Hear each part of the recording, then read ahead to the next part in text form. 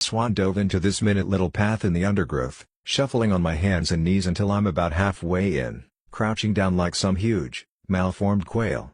The hunters are doing an initial sweep through the trails, looking for obvious hiders and people caught out trying to change spots. When they finally reach me, they reach the dead end and go straight back. I try to readjust myself, and crawl further down the tunnel. I honestly don't know how it happened, but I found an even more hidden path within that one, and accidentally I dragged my stupid body down the rabbit hole. Except, instead of ending in a dead end, this one ended in a slight hollow. I don't ever want to describe exactly what I found there. I'm sorry, but I just can't.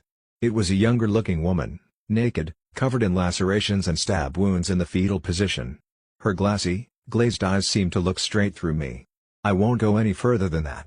I was too scared to scream, and I froze there while dark, burgundy stains formed on my jeans. Froze there, in a pseudo-catatonic position like a marble carving for what felt like hours. And then, I heard someone else coming along that path. Have you ever been so scared that for one moment, one insane moment, you truly consider something incredibly stupid as a viable option to escape? That was one of those times. I let out a short, trembling whimper, and started moving.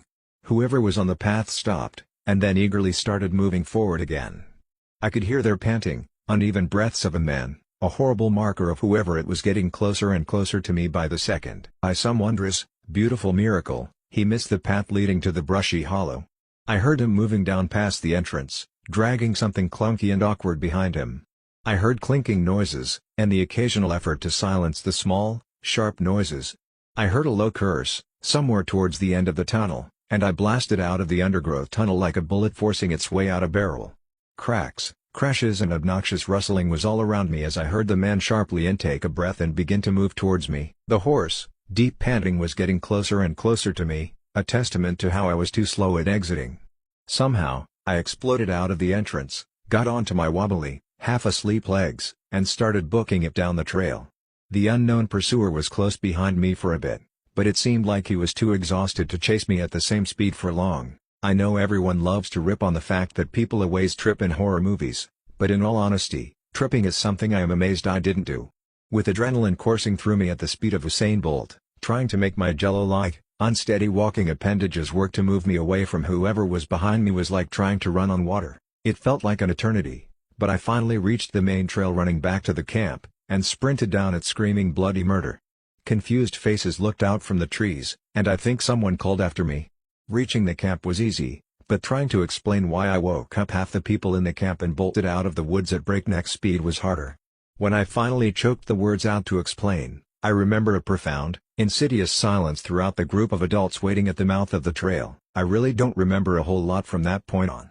I know the cops were called, and my mother and aunt ran shrieking and wailing along the trail, calling for the other kids to come back to safety. When someone's yelling like that, you don't ignore it. They rounded everyone up in 30 seconds flat, and barreled back into the camp woods.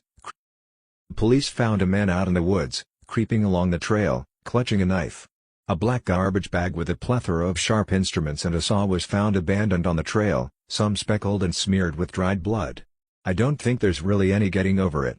I still have nightmares sometimes, of the man chasing me, breathing heavily down the back of my neck, trying to catch me. Sometimes, he succeeds,